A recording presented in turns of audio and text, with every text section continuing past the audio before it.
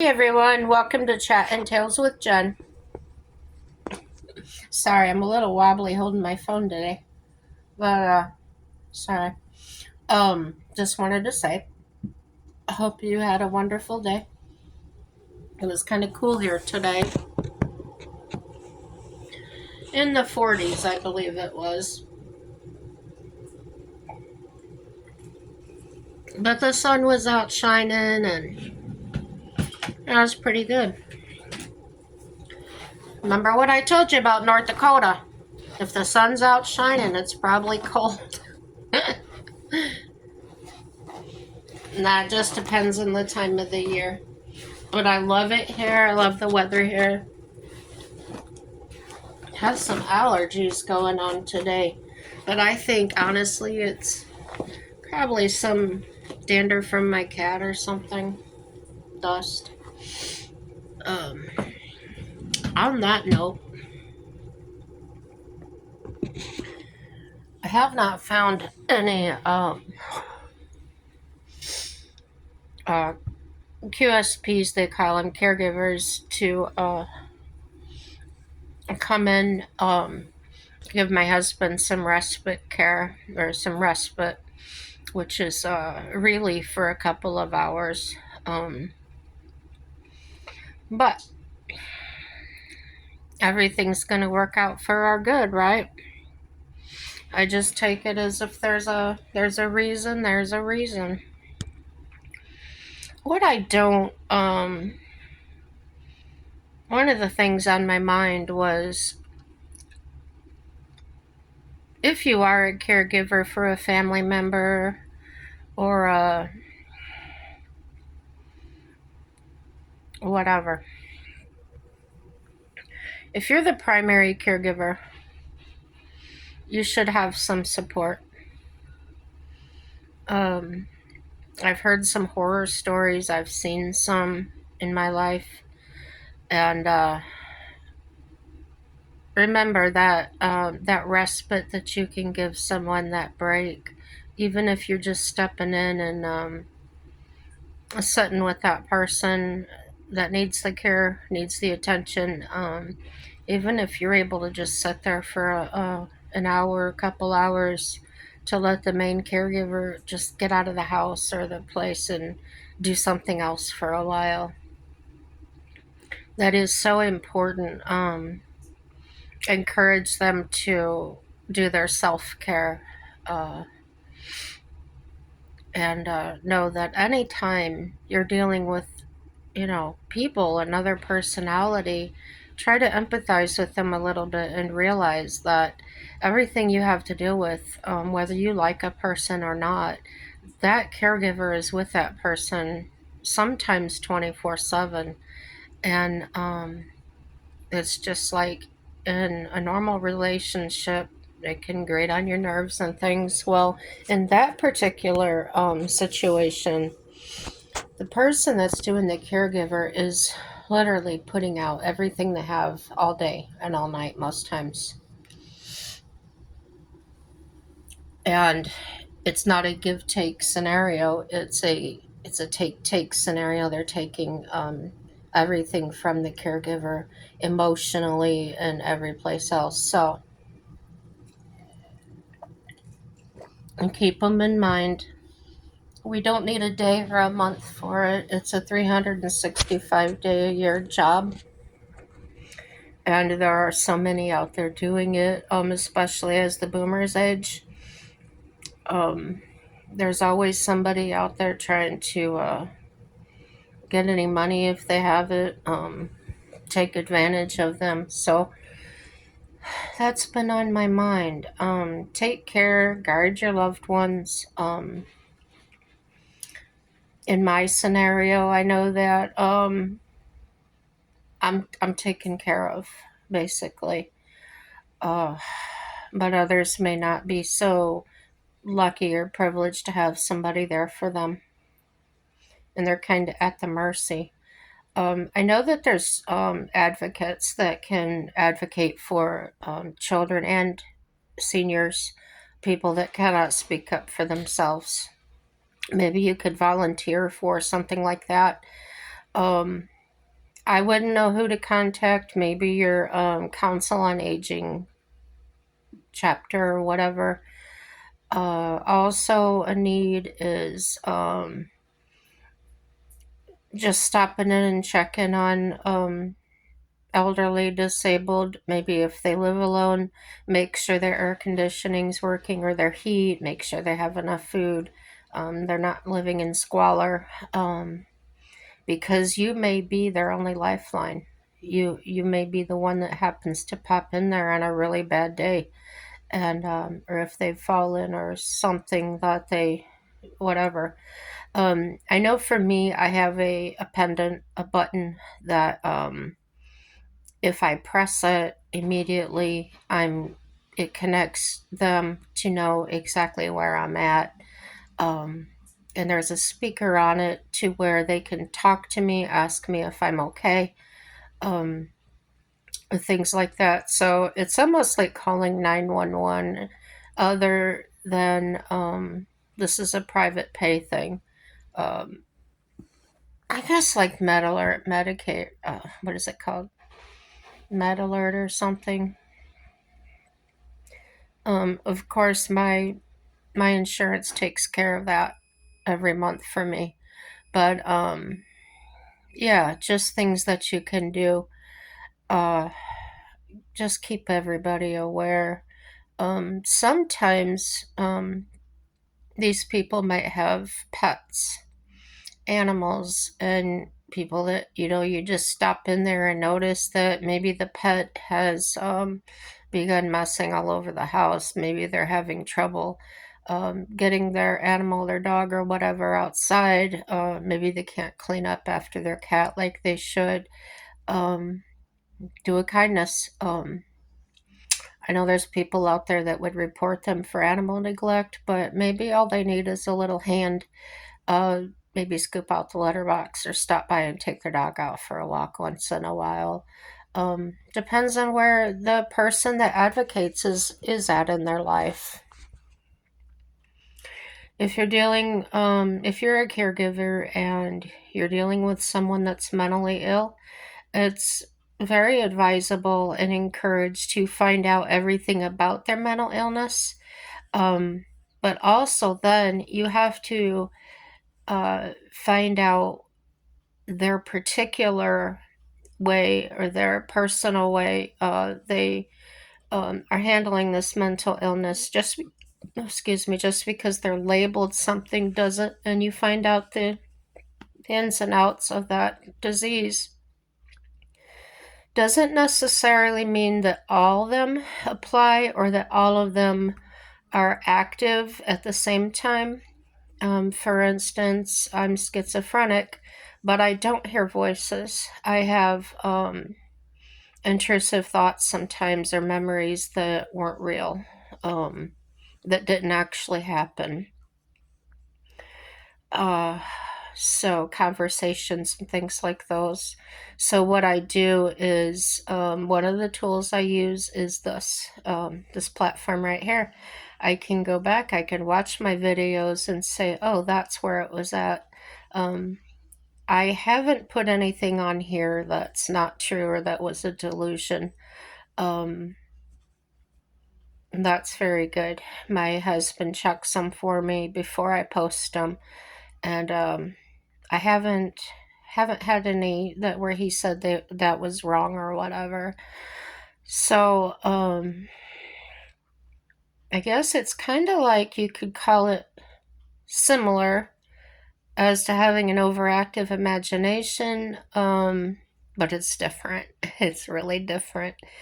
Um, Now, when somebody offends somebody like me, um, with the schizophrenia, something they say may get caught up in the thought process and worked over so many times that it could be misunderstood by the time it comes out. It may be something to hurt ourselves with more, which is normally the case with me because it seems like mine is depressive, negative,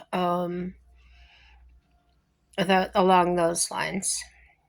And that comes from the way you're treated in life, that, and like I like I mentioned the other day, if you ask yourself, gosh, am I crazy? Am I whatever? That's why it is important to maybe just check it out somewhere, talk to your doctor or whatever, and they're going to ask you questions like how many times do you think about this? Is this every day? Those are things you could ask yourself even. Is it really bothering you to the point where sometimes you won't do something because of those thoughts, or you'll do something that maybe you wouldn't normally do? Um, you can really keep yourself in check. It's not difficult. It's kind of like just as easy as, oh, I think I'm starting to have a cold come on. I don't want to make it light. Say, oh, I have a mental a mental moment coming on. I'm having a mental health issue. It's not like that. And it's not temporary if you are mentally ill. It's sometimes it is temporary. I should say that way. Sometimes it could be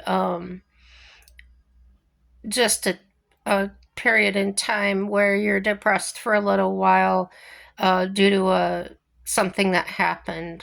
You lost somebody, or you lost your job, or whatever it may be. You could have a temporary depression or out of sorts time.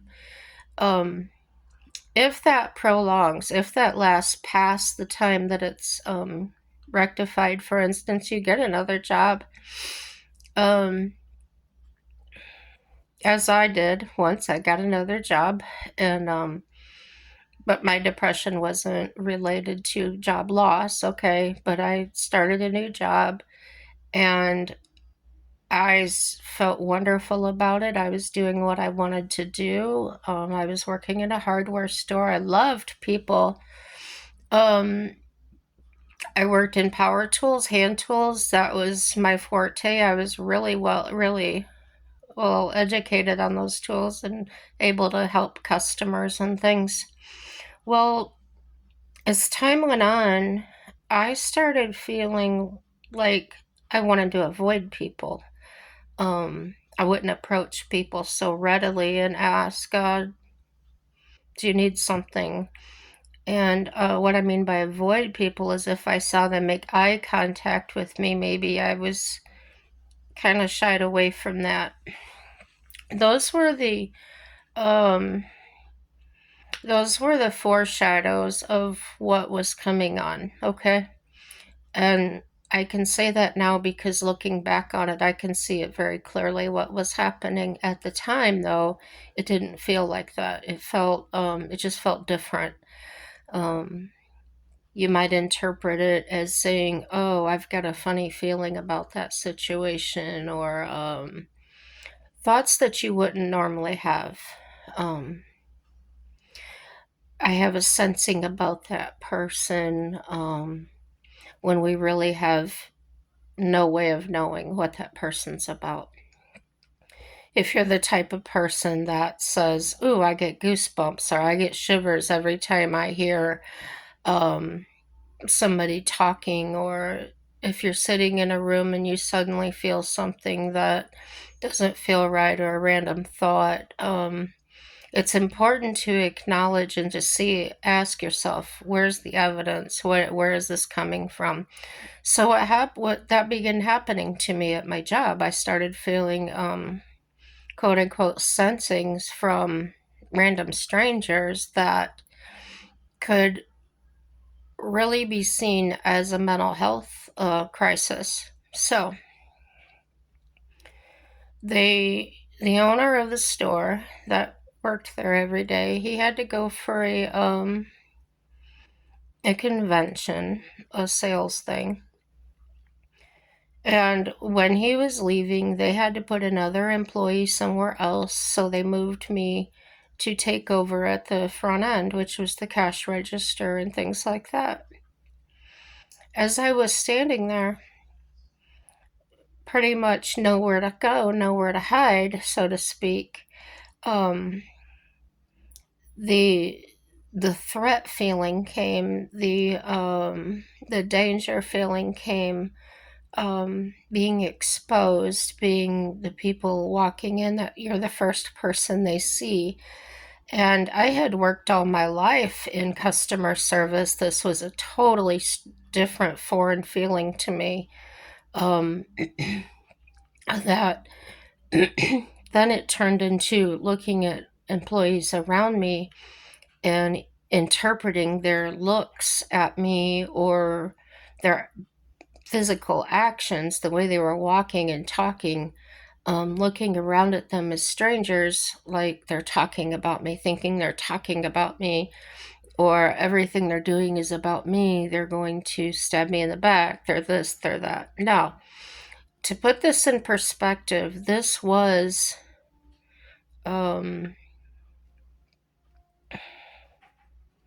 the precursors time to uh, my ex-husband doing what he was doing. During this time, he has a girlfriend. He's cheating on me, but I wasn't aware of it at that time. So I could mark that up as, well, I was sensing something in the force, or something like that. Um, when you're married, you do have an intuition. Us women know when something's off. But what was happening to me, and it extending to my coworkers and customers, and the things that were running through my head, like they're out to get me or something, that's where you start to question your mental state, and you reach that point of, I can't handle this anymore. Things I used to deal with in life, over and over, my ability to overcome negative scenarios and things was failing me. I lost it. I don't know where it went. I can't get it back. So that's when, uh, something's wrong. The pressure got so much, I did end up literally walking off the job.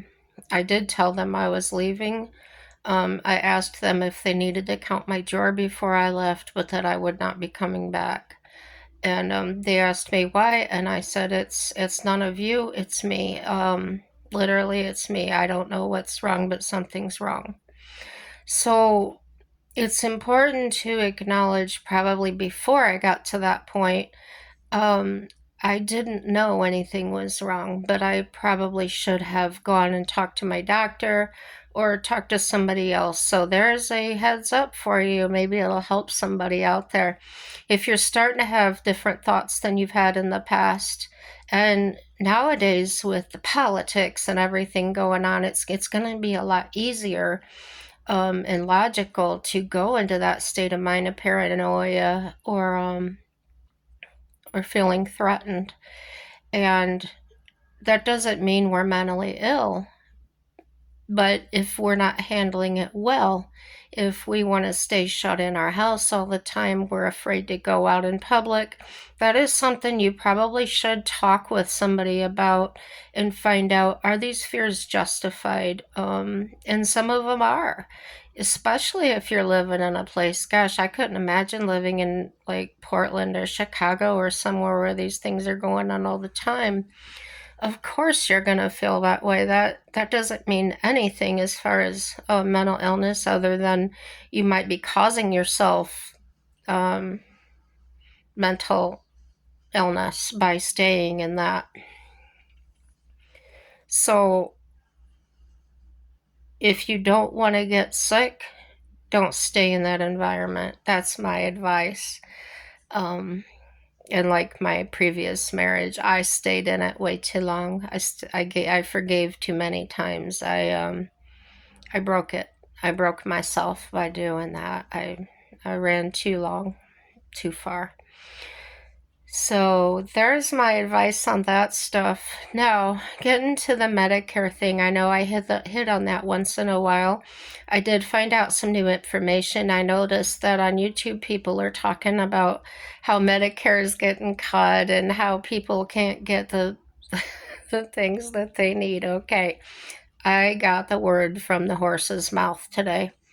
Um, a broker that I was using called me to check my um, going to be my enrollment for 2026. Okay, here's what happens, and it's not their fault, um,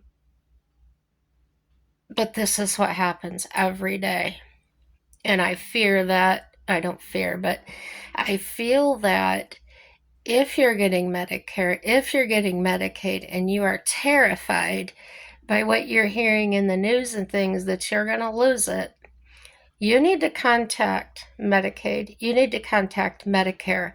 And don't come at them with the things you've heard. Just talk to them as if you would normally do that. You say, I'm calling to see what my options are for 2026, blah, blah, blah.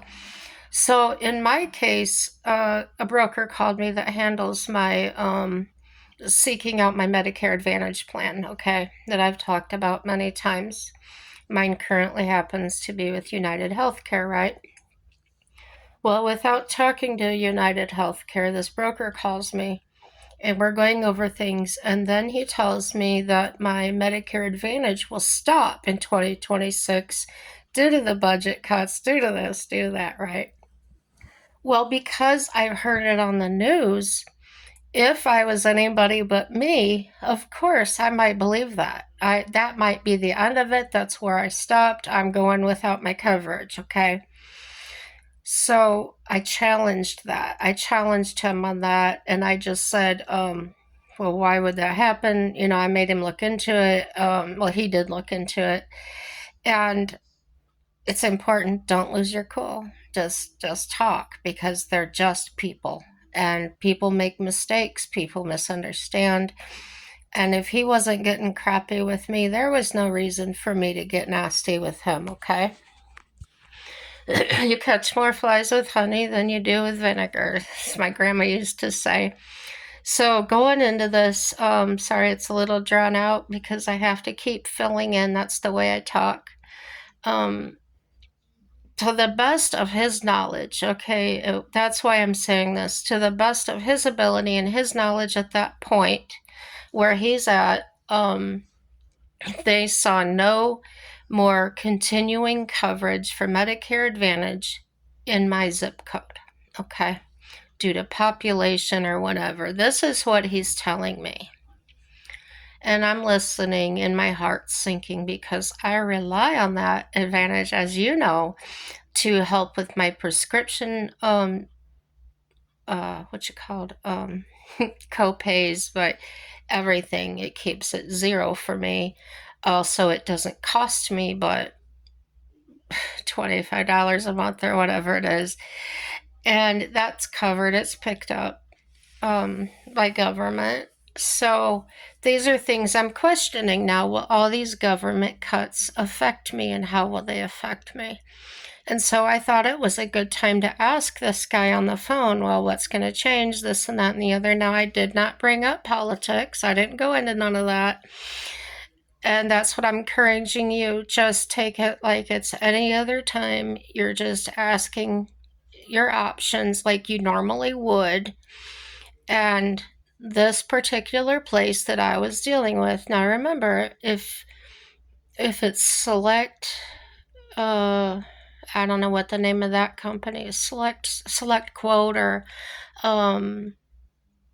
America's Healthcare, those are brokers.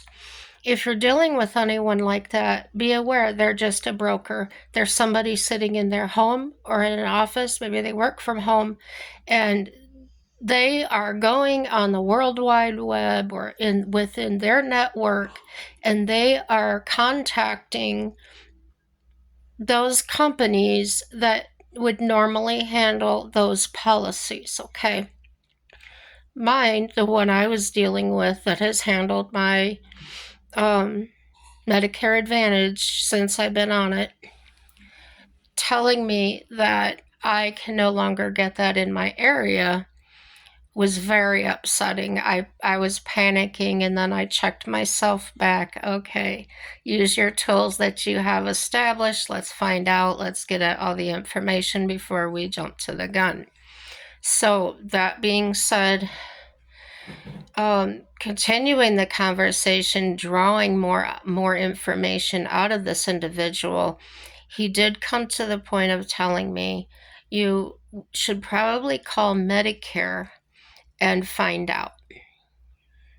That's perfect. That's what I needed to know. So that's what I did. When I contacted Medicare, they said no, that wasn't changing at all. So, but I might want to make a phone call to this my insurance carrier, actually, the people that carry my United Healthcare. So when I contacted them, of course, you want to make sure you tell them and keep a notepad with you and make notes of who you talk to. And I told them, repeated to them what was told to me, how it was told to me, what I had done. And at first they tell me, no, nothing's going to change. And then I tell them what the other broker told me, because see, when Medicare transferred me to this other person to check out my plans for 2026 to see if I wanted to change, I'm not dealing with my original broker. Now I'm dealing with another one that directly works with my insurance company, okay? My United Healthcare. So I feel like, oh, I'm right at the heart of the topic here. I'm going to find out something. So I do. And he tells me initially that, no, that nothing's going to change. I tell him what the other broker told me about it not being available in my area. So then he checks that and he says, oh, that's true. I stand corrected. It's not available in your area. And then I tell him again, because I had to repeat myself. I had to go back and take step by step. This is what they told me. Okay, we went over that. Then I say, okay, but this is what these people told me. We go over that. Okay. So then I tell him what Medicare said, and he just goes, now, wait a minute. And it made him back all the way up. He goes, I need to find out. I need to look into this. So initially, when I'm dealing with an individual, you can usually tell who does their job and who doesn't. And the ones I have found out aren't doing their due diligence. They'll give you basic answers. Generic or vanilla answers is what I call them. They're just usually a few words. They're dismissive. Maybe they're in a hurry to get you off the phone. Things like that. Or they'll tell you, oh no, everything's fine. You're good to go.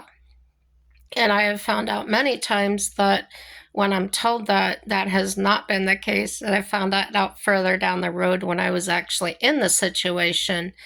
That wasn't true at all. So I take my time. I ask more questions. Sometimes I get my questions written down ahead of time.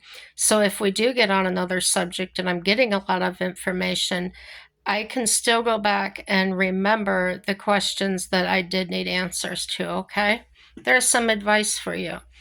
So when this man rolled back, checked his spurs and his information, he says, okay, I've got it. This is saying this on this part, but when I go into the actual United Healthcare, they have you down for 2026 as staying the same. So that's where it mattered. My conclusion or my deduction from what all the information I had was the original guy was looking to put me on a new plan, or in other words, maybe start all the way over, but a whole new thing. And therefore, it wasn't coming up on his screen. He also did explain to me that his company only usually deals with 21 different insurances. Okay, 21 different insurance companies, however he said that. So, it's who you talk to. Now, when I did get a hold of United Healthcare, they they told me that they weren't sure. The person I spoke to in their office was not sure exactly on how that worked because they handled it their end, but they weren't, I don't know. I might be saying this wrong. I don't remember why they didn't know, or if they didn't know what they didn't know. But that's when they transferred me to this other person that was actually versed in the Medicare and the Advantage and all that. So that's how we got to the bottom of it. Nothing's going to actually change. And I encourage everybody out there, just because you're hearing the government's doing this does not make it so. Also, I wanted to add that because of changes, my husband, who has not been able to afford insurance before, the insurance was going to cost him $713 a month for health insurance. Due to a tax break from our federal government, is $732, and that's for everyone. So his health care is actually going to be free. Um, I encourage you to check into that. I encourage you to stay off of the TV. Stop listening to these people. They don't know. They're running their mouths. They are not Medicare. They are not Medicaid. You need to go get it from the horse's mouth. Don't trust online resources either, because I've gone on there on some of them, and I don't know if they're fake websites or whatever. Make sure that you're on your actual Medicare page, that you're logged into your account. It should tell you exactly what plan you're getting. It'll give you a live chat if you want to speak to somebody. It will give you a phone number to call, where you can speak to an actual person at Medicare. And I did all that as well. And that's how I found out nothing actually changed for me. I'm getting the same coverage, and I was informed it is the best coverage that I can get. And I've been very happy with it. Other than some of the copays, as I've mentioned, I've been groaning about specialist copays and things. And really, they're not a lot of money. They're $25, $35, but it's a lot to me. But I'm getting the best I can get, and I'm grateful for what I get.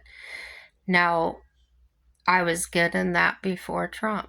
So it has nothing to do with politics. The only part of the political that I got out of it was positive, and that was for my husband. It was not Medicare. It was not Medicaid. It was a marketplace thing. It was from Attica. That's the company he's going to go with. Now, enrollment for Attica, enrollment for this place is due in November for pre-enrollment, and then goes into effect in January. Okay. The way we found that out was going through the broker. So I would suggest that some of these brokers are very legitimate. I wouldn't go by ones that just popped up in my email box. Make sure you're the one that contacts them. I wouldn't advise going through the America's Health. No. Did that, and totally not happy with it for my husband.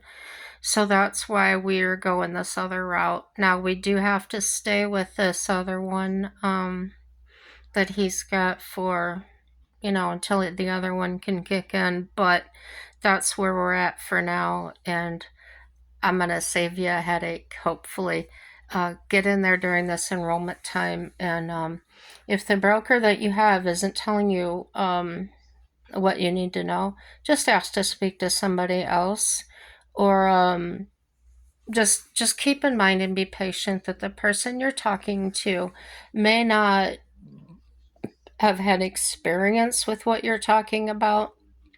They may be new, they may have been there for a long time, and maybe they're just not up to date on things. But do as I did, keep your cool, just keep asking questions. um, don't get upset with their responses. I know the one I had today was not listening to me.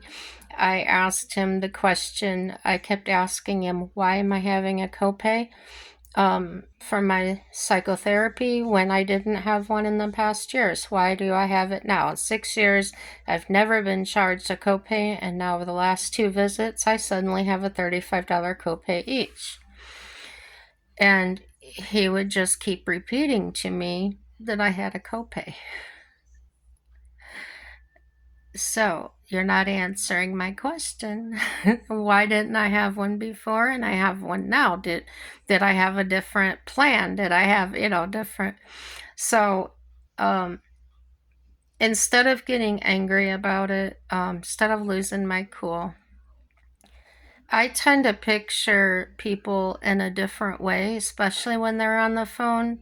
I can picture them wearing a clown nose. I can picture, I can think of all different things, and but careful not to think of an image that would make me angry or cause me more anxiety.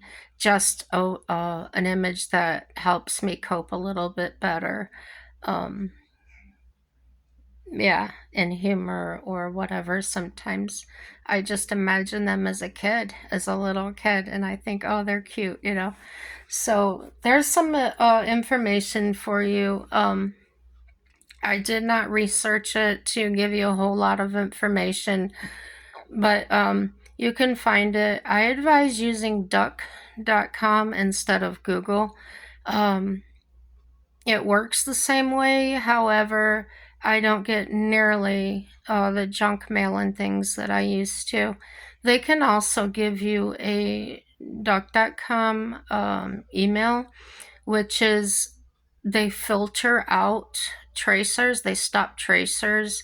Like if you go online, you've put in your email and then suddenly you're flooded, or you're getting all these um, unsolicited calls, telemarketers calling you, trying to sell you car insurance because you called one or you checked one online to get a quote, and then you start getting bombarded with calls.